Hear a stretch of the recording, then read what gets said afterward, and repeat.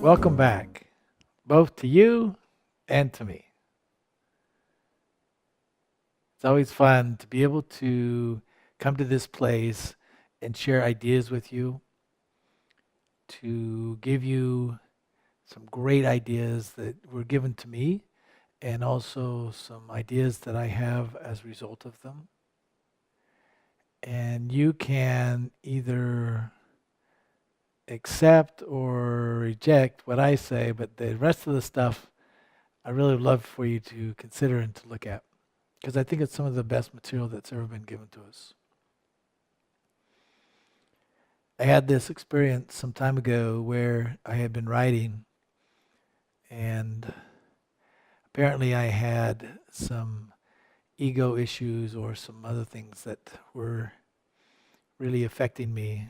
And I got quite an interesting message or conversation from Goddess, and she made sure I knew where things were and where I stood. And then subsequent to that, the following day, I got this message from Jesus, and he continued on with the line of thought, which I thought was very interesting because this is really the first time that I can remember him talking about directly a conversation that he had with another person while he was here on earth. And so I thought I'd share it with you because it has some really profound insights about life and death and some of those other things. And I believe that those will be instructional and interesting for you as they are for me. So we'll get right into it.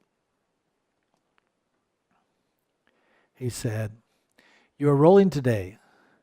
Since Goddess chose to take you down a few notches, it is incumbent on me to continue on that topic and see just what will get you very clear on where you are and where you can be." I think that's a very interesting statement. Is clarity in those areas is very, very important. It's a very wonderful distinction for me and for anybody else. It was easy for me to get to a mental place where I was more advanced and above others. After all, I was the Son of God and had special powers and insights. So why would I lower myself to the level of those that were so confused and so caught up in their political or religious fights? The answer came to me one day when I was with a woman who was quite prominent at one time, but who had lost her husband to a murder. She told me that despite her most earnest attempts to get her husband to back off of his stance and his stubbornness, he was killed and humiliated by those who did not like his point of view. Boy, how often do we see that happen, huh? She asked me to reconsider my stances because she feared for my life as well. She asked me to consider what it would mean to my family and friends that loved me and depended on me, meaning that if he continued in this path, that he would go the same way that her husband had. It was sobering to consider her situation and the sadness that she felt. It was also a time for me to consider the prospect of death. Here I was in my 20s and full of life and full of energy to pursue my journey of pushing the thoughts of the earth. Here I was ready to take on the world and the arrogance and the control of the structures of power and control. Here I was with special insights and power, and now I had to reconsider the choices that I was about to make at her request and during her tears. It's very kind of a pointed example here. I really love how he painted this picture and how he talks about his reaction, his feelings based on this situation. With death comes a reduction of influence and stopping the associations in person. It's a very interesting distinction he creates here because, for sure, in some ways, when you die, there is a reduction of influence and there is a stopping of the associations in person. But he makes a very important distinction there. That is what the prevailing thought was because no person on record had come back from death and no person had found a way of making their influence felt beyond some writings and stories passed on by word of mouth. I think that's kind of a interesting statement on those days because they didn't have the media like we do. Obviously, they had a very little writing that was going on and the word of mouth, of course, which has been going on for centuries, and very little beyond that. And when you look at our world today, we have many, many more types of records that can be kept and recorded about a person. The influence of this woman's husband was all but gone, and so was his emotional and financial support of her. It was a compelling case, and one that caused me to consider what I was doing. When I talked to my parents about this, they gave me some different points of view and gave me more encouragement to continue even more aggressively on my path of changing the way that people thought. They reminded me that death is only a transition and that there is influence available because my soul never did die and my desire to change the world and how people thought was only a thought away.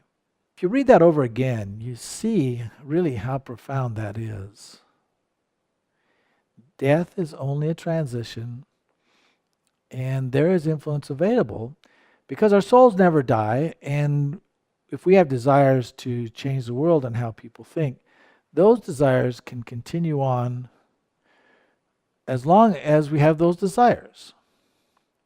They also reminded me that I could get back from the dead and that I would be able to influence people in one of the most dramatic ways by convincing them that life was worth living fully and that living fully meant living for the longest term called eternity. This is a very big statement. It's a very big shift in people's thinking because if you recall, no one to this point had ever come back from death. And so death was this finality, this great abyss that everybody went to and nobody had come back from. And so the idea of extending one's influence as a result of coming back from death was a very, very profound and very new concept.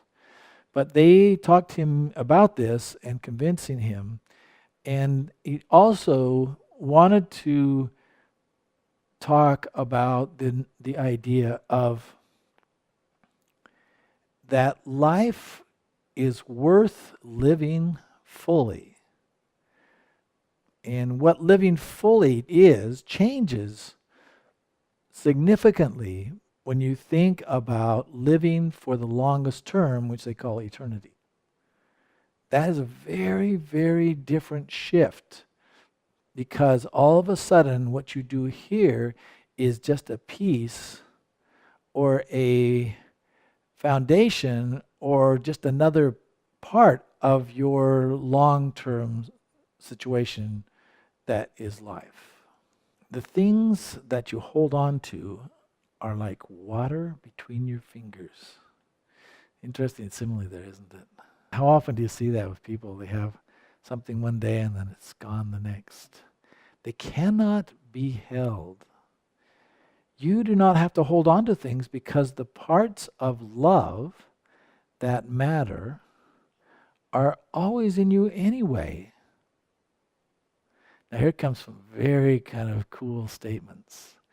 A relationship does not end just because you die. Have you ever thought about that? The possibility that life continues means that relationships continue. What does that say about these people that trash relationships by hurting people or killing people? from the positive standpoint, what does it say about people that choose to build loving and caring and giving relationships with others? What does that say about those relationships for the future? Has a whole bunch to do with what the quality of our life is here and in the future. A relationship ends when you judge another person and criticize your own behavior. How many times have relationships ended because we judge others or because we judge or criticize ourselves? You do not die because you give up your body. You die when you stop dreaming and living with energy and vigor.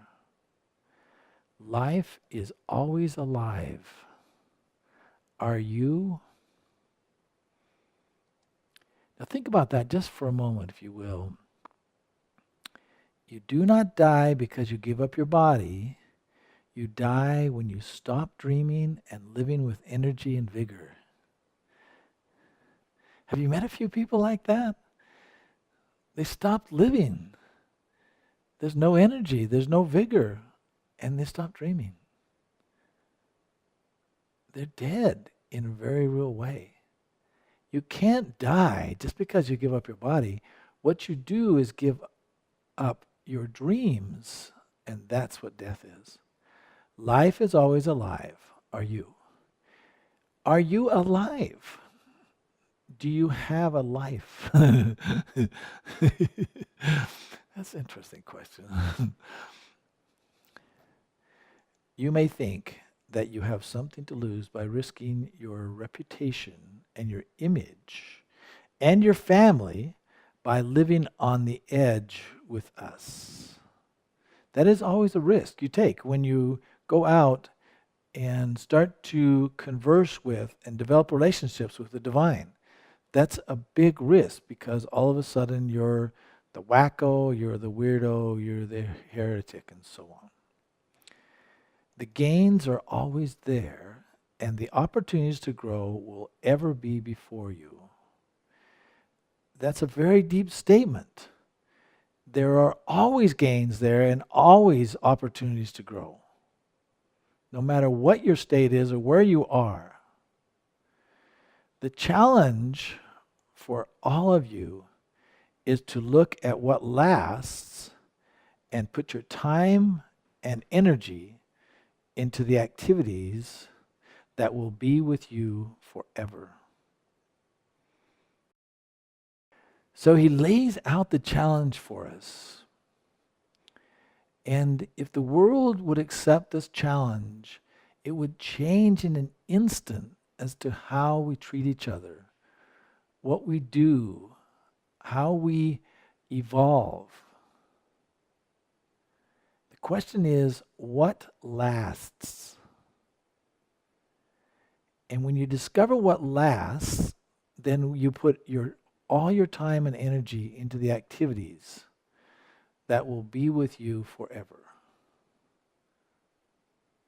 The things that last are love and knowledge and our relationships, if we don't kill them.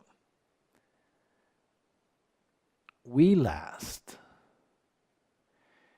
Given that fact, how can I change our behaviors today, now, that will assist us in living so that the future is full of things that are important and that last, and that will continue on in a blissful state that is possible for us here and the future? I told you there's some great ideas here, didn't I? He's really wonderful and very profound. I'm saying that. I always laugh when I say that because, okay, what do you expect? And if you would like to get a hold of me, you can get a hold of me on my webpage or from my email, and we'd love to talk with you. Thanks for considering the ideas.